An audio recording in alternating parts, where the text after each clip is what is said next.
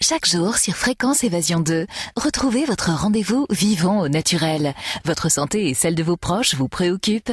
Retrouvez-nous sur Fréquence Évasion pour découvrir qu'il est possible de vivre autrement. Rester en bonne santé n'est plus un mystère.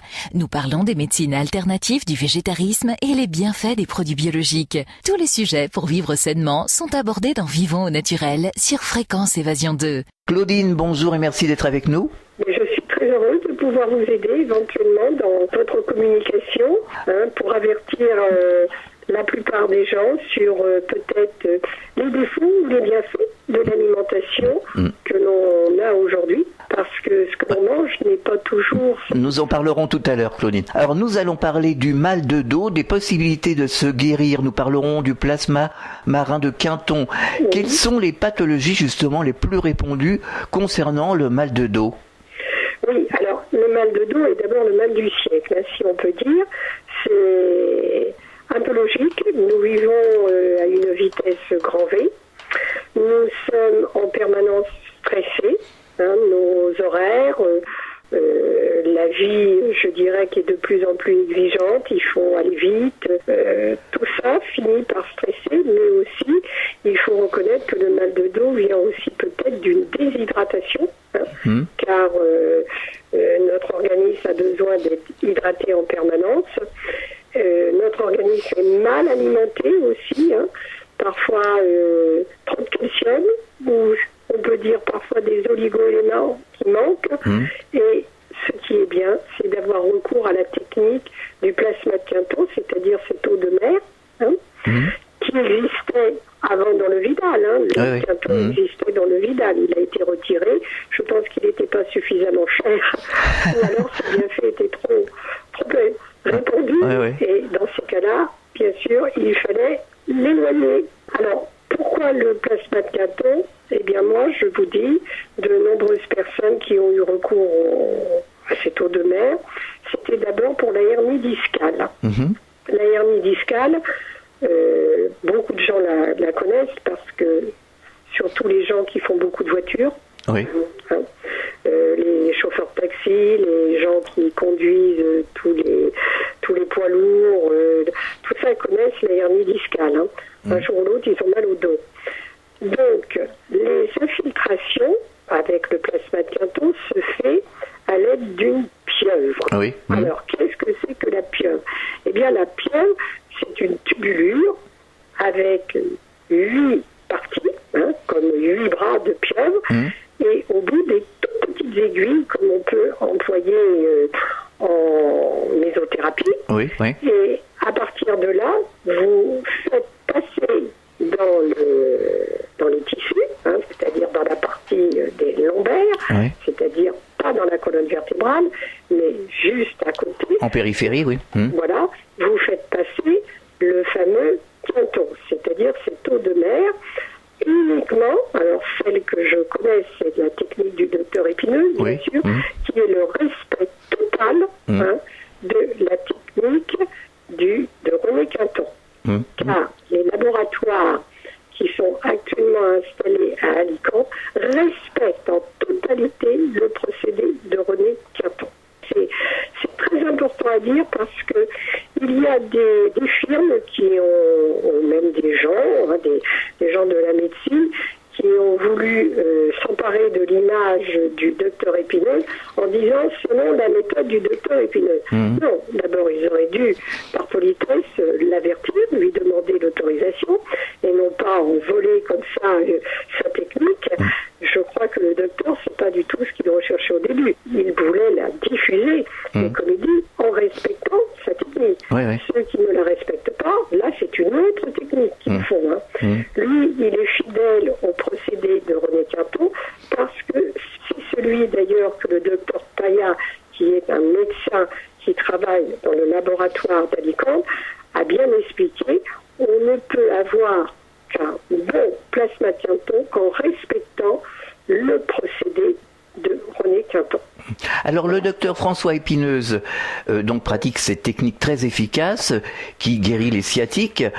Donc à base de plasma de Quinton, comme on en parlait à l'instant.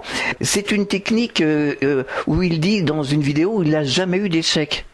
Mais non, parce obligatoirement le quinton qui va servir à reconstituer l'ensemble, je dirais, de l'organisme. Donc déjà, il n'y a pas d'échec de ce côté-là. Vous retrouvez des forces, obligatoirement.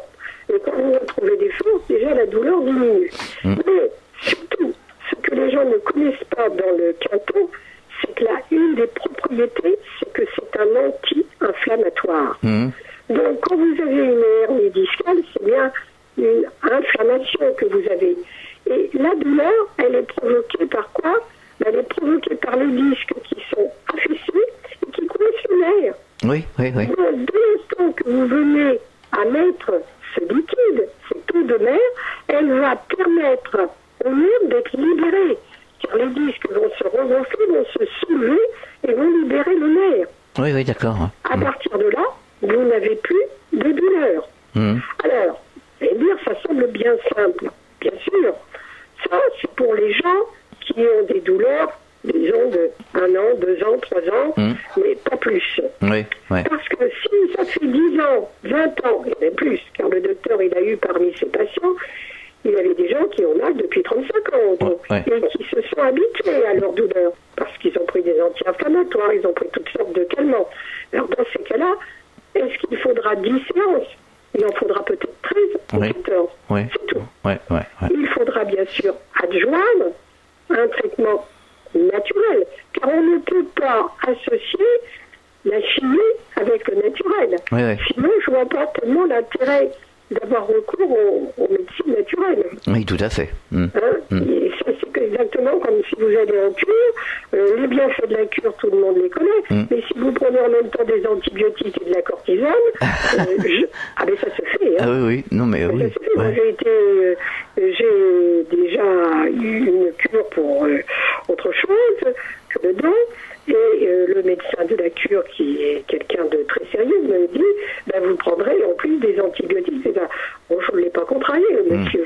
Mais je ne voyais pas pourquoi il était médecin d'une cure. Dans la mesure où on défend le principe naturel, je ne vois pas pourquoi on va y ajouter un antibiotique et puis de la cortisone. Je ne comprends pas, là. Alors certains diront, au contraire, c'est intéressant. Non. Si vous avez l'intention de vous soigner naturellement, dans ces cas-là, il y a beaucoup de choses aussi à changer. Il y a l'alimentation aussi. Il y a aussi la façon de raisonner par rapport à sa maladie, car il faut quand même en rechercher les causes. Quand il s'agit d'un affaissement des vertèbres, c'est facile, là, on comprend très vite, mais il y a parfois un mal de dos, souvent les dorsales, qui peuvent être aussi autre chose. Vivons au naturel. Alors nous parlerons de la nourriture dans quelques instants, mais j'ai envie de vous poser la question, qui était René Quinton? Alors René Quinton, c'était un génie dans tous les domaines. Dans tous les domaines, il a travaillé, même aussi pour l'aéronautique, mais il a beaucoup travaillé justement dans tout ce qui était... il a travaillé sur tous les mollusques, c'était un chercheur dans toute cette biologie-là. Il faut lire l'œuvre complète, elle est un peu trapue, d'ailleurs l'œuvre de René Quinton, mais à chaque fois, il démontre que la vie est là. Et surtout, ce qu'il a pu démontrer, c'est que dans ce plasma marin, on retrouve la même composition que le sang humain. C'est la même chose, oui. Et c'est pour ça qu'on connaît cette fameuse expérience, le fait d'avoir retiré le sang d'un chien et de l'avoir après alimenté, réhydraté, reconstitué avec l'eau de mer.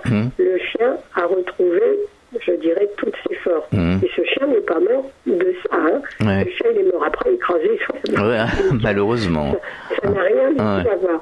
Mais les centres de René Quinton étaient là aussi avant comme dispensaires, si vous voulez, centres de soins. Les gens qui avaient besoin. Puis il a soigné des gens, il a même sauvé des vies avec le Quinton. Alors, ce n'est pas la panacée. Attention, prudence. Seulement, c'est un adjuvant que beaucoup de personnes devraient employer. Parce que non seulement le Quinton, je vous ai dit, est un reconstituant, et ça, c'est inévitable, et il fait du bien aussi aux nerfs. Énormément. Car tous les oligo-éléments ont une synergie entre eux. Et c'est ça l'important. Combien de gens vont prendre, par exemple, beaucoup de compléments alimentaires dire je manque de ça, je manque de ci. Ah oui, mais c'est bien possible. Ça, on ne va pas aller à l'encontre, même s'il y a eu un examen qui le prouve. Ouais. Mais comme disait le docteur Paya, mais bien sûr qu'il manque de quelque chose. Mais cette chose qu'ils vont absorber, elle ne pourra avoir son efficacité que si elle est en présence des autres oligo-éléments. Oui, oui. Il faudra autre chose. Le corps humain, c'est un tout. Mais c'est pareil pour le réparer. Oui, il faut un équilibre finalement, il faut rétablir l'équilibre. C'est toujours la même chose, hein, c'est qu'il faut équilibrer le plus sainement possible. C'est pour ça que le Quinton apporte beaucoup de bien-être aux gens qui sont en dépression, les gens qui sont en état de grande fatigue surtout, hein, aussi. Et bien sûr, il reconstitue une partie, je dirais, de la solidité des os, hein, parce que les douleurs diminuent. Les gens qui ont des rhumatismes, qui ont des... Ça, les gens, là, ils sont vraiment, je dirais, soulagés. Hein. Mais là, c'est pour ça que je vous ai dit, il faut toujours garder la petite parenthèse, ils sont soulagés à condition qu'ils adaptent leur mode de vie. Bien sûr. Si le mode de vie ne suit pas, l'alimentation ne suit pas, si les gens mènent une vie un peu trop fatigante, bon, bien, je dirais que l'amélioration sera moindre. Alors que faut-il faire quand on a mal au dos d'une manière chronique? Est-ce que l'alimentation, justement, vous avez répondu oui, joue un rôle crucial dans cette pathologie? Et quelle alimentation adopter? Alors l'alimentation qu'il faudra adopter, c'est d'abord supprimer les laitages. Oui, je sais. Alors, bien sûr, ça fait bien rire la caricature que je vais vous dire, mais nous sommes des mammifères. Hélas, si le mot ne plaît pas, mais c'est pourtant vrai. C'est comme ça, ouais. On a besoin du lait de notre mère pour démarrer dans la vie, hein, puisque la maman allaite son enfant, enfin les femmes qui peuvent allaiter. Hein. Bien sûr, là, j'ouvre une parenthèse, hein, parce que je vous parle de quelque chose, mais les très grands malades, les personnes handicapées, là, qu'ils m'excusent, je ne vais pas aller à l'encontre des traitements qui suivent. Hein. Bien sûr. Là, je parle d'une généralité, hein, sans grande maladie. Hein. Les personnes m'excusent vraiment parce que je ne voudrais pas les vexer ni dire de bêtises. Hein. Mais l'alimentation, quand vous prenez trop de laitage, eh bien, entre autres de laitage de vache, un jour ou l'autre, vous allez le sentir. Hein. Parce que, en plus, le lait de vache, actuellement, il y a quand même beaucoup de choses à dire. Hein. Les vaches consomment de vilaines choses, hein, elles broutent ou elles ne broutent plus, elles ne sait plus, et le lait, il est bien manipulé, hein, parfois. Les yaourts, n'en parlons pas, pour obtenir le velouté des yaourts, qu'est-ce qu'on met dedans? Certainement des choses qu'on n'ose pas vraiment nous révéler. Non, ça ne va plus. Et je reconnais que les jeunes qui consomment beaucoup de laitage, beaucoup de sucre aussi, hein, il y a certains aliments, les trop de jus de fruits, des boissons énergisantes, tous les produits tels que les ice cream et autres, mais on a beaucoup de jeunes qui sont en surpoids parce qu'ils ont une alimentation qui n'est plus du tout adaptée. Hein. D'ailleurs, on le voit aux États-Unis, hein. De toute façon, on connaît les bonnes bêtises. Voilà. Des États-Unis. Exactement, c'est la même chose. On en parle beaucoup, hein. Quand même à la télévision, il y a eu des reportages qui ont été faits, donc les gens maintenant commencent à comprendre. Oui, mais alors souvent les gens disent mais ils ont beau parler, mais comment faire? Moi je meurs de faim, j'ai des tiraillements d'estomac, j'ai ceci, cela. Ben oui. Plus vous en mettez dans l'estomac c'est une poche. Hein. De toute façon, plus vous allez en mettre, plus il va en réclamer. Ça, c'est obligatoire. Mais comment faire? Eh bien, je crois qu'il faut d'abord éviter de s'énerver, parce que quand on s'énerve, ça ne va pas. Si on est un très grand malade, hein, tel que souffrant d'une obésité, je dirais, assez importante, là, il faut quand même aller voir un nutritionniste ou une diététicienne, à condition que cette personne-là ne soit pas non plus une personne qui va vous préconiser de manger beaucoup de produits laitiers, parce qu'il en existe. Oui, je sais. Oui. Alors là, c'est une erreur, parce que il est bien reconnu que les gens, quand ils ne mangent plus de produits laitiers, quand ils évitent, hélas, de manger trop de céréales, surtout le blé, qui contient trop de gluten. Vous savez, ce nouveau blé même, que nous ont sorti les grandes firmes agroalimentaires, eh bien, ce nouveau blé n'est pas toujours bon pour notre système digestif. Le gluten, dans le mot gluten, il y a le mot glu. Et bien des gens dont la paroi intestinale est fragile, eh bien pour eux, ce sera fatal. Tout à l'heure, j'ai eu un jeune homme, 20 ans, il m'appelle, il me dit, au secours, qu'est-ce que j'ai mal au dos, mais je suis allée en Italie, j'ai mangé beaucoup de pâtes. Ah oui, ça en Italie, c'est fort possible. On mange beaucoup de pâtes. Il me dit, je suis revenue avec un lumbago, c'est pas possible, j'ai mal au lombaire. Bon, je lui dis, c'est votre intestin qui vous fait mal, il est irrité. Et là, bien sûr, il faut tout de suite non pas qu'il fasse un régime draconien, mais il faut qu'il évite de manger du gluten. J'ai une amie qui m'a dit un jour, mais tu as un mal au dos, enfin il y a une dizaine d'années quand même, bon, plus que ça même. Tu manges des yaourts, tu consommes des produits laitiers. Je lui dis, elle m'a dit arrête ça tout de suite. Et il est vrai que j'ai arrêté tout et ça m'a amélioré de 90%. Ah ben moi je vais vous dire, bon hélas on ne peut pas toujours refuser les invitations, et surtout quand les gens font beaucoup de frais par gentillesse, mais moi je vais vous dire, il vaut mieux nous inviter que d'être invité. Tout à fait, tout à fait. Parce que vous allez pouvoir conduire votre alimentation comme vous voulez, mais les gens, vous ne pouvez pas leur dire, je mange pas ça, je mange pas ça. Ils vont dire, mais ils ne mangent rien. Exactement. Non, c'est pas ça. On mange de tout, mais d'une autre façon. Oui. Et en ce qui concerne, par exemple, les fromages, la France, pays des fromages. Alors, surtout quand vous allez en Normandie, alors là, l'horreur, si vous dites à un Normand, plus de crème, plus de camembert.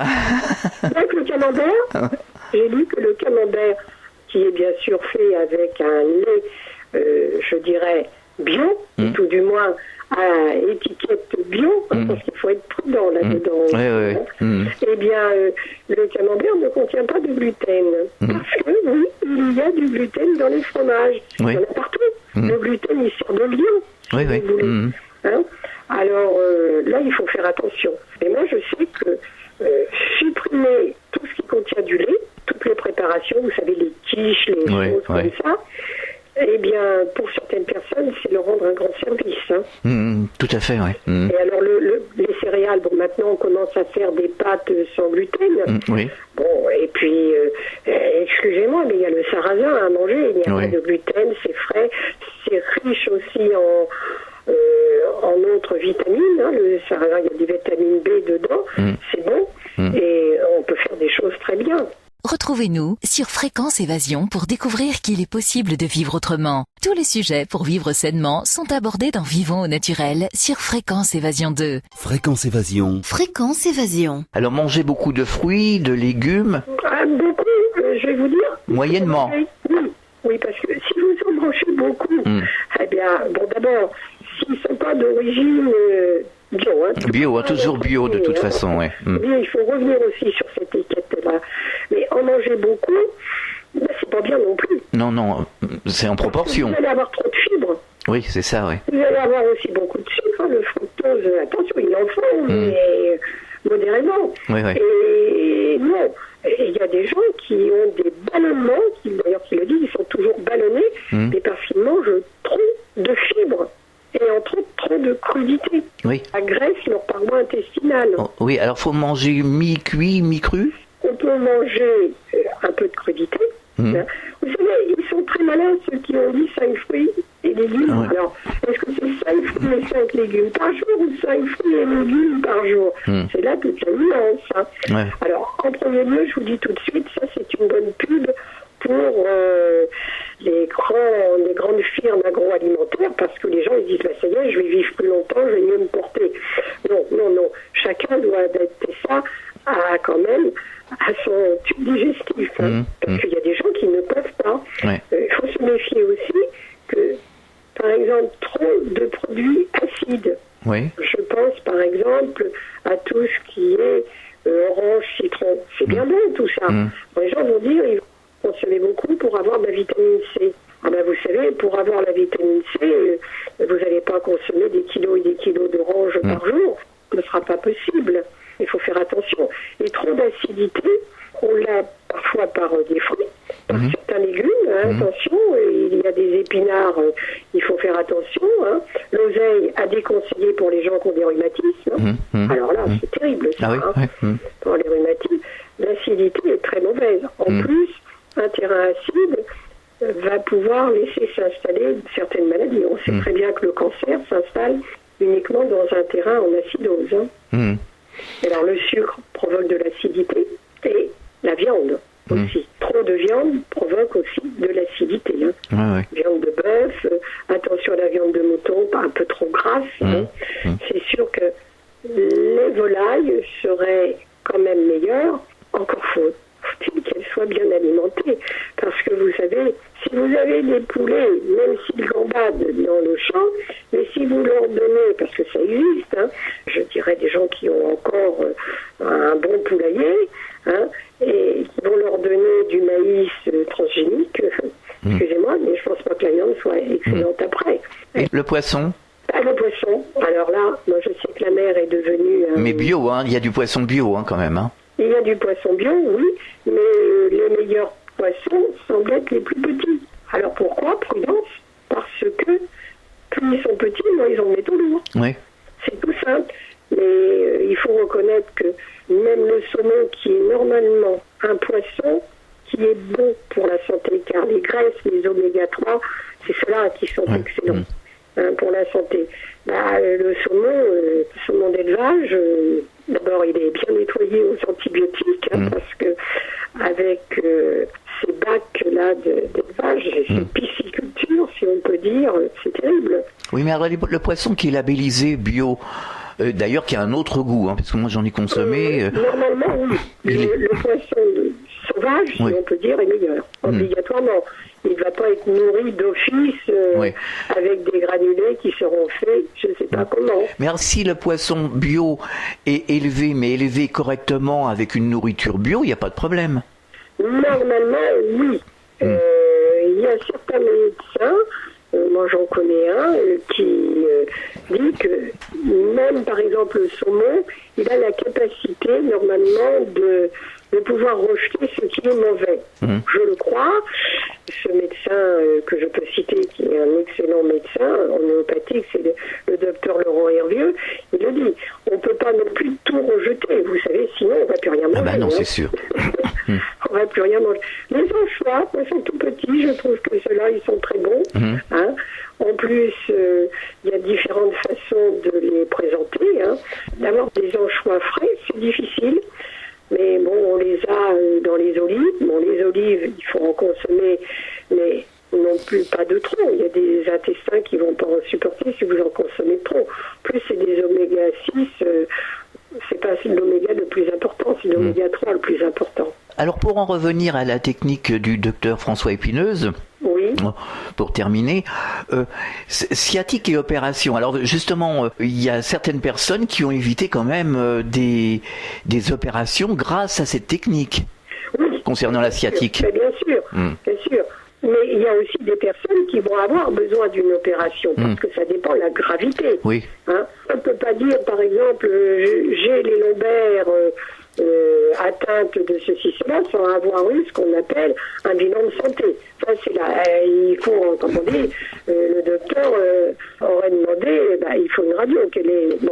Alors, il y a des choses où on ne peut pas éviter une intervention. Mais dans la mesure où vous allez mieux comprendre pourquoi vous avez mal au dos et que vous allez commencer le quinton, vous allez peut-être l'éviter.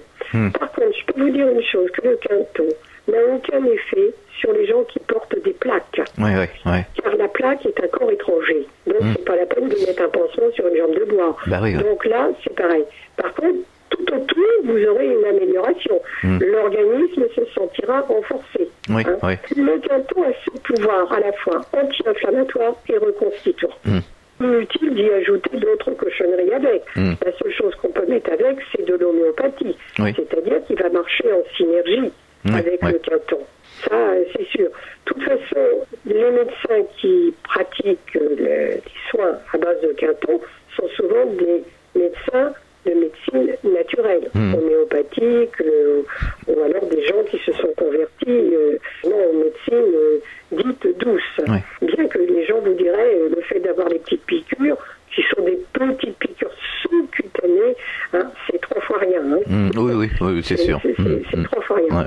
Alors c'est bon pour les lombaires, les dorsales, bien que les dorsales, je vous ai dit, il faut aussi bien vérifier qu'il n'y ait pas des douleurs dues à l'estomac. Hein. Oui, oui. Moi, je vous en parle parce que, hélas, ça fait très longtemps, ça fait exactement plus de 30 ans.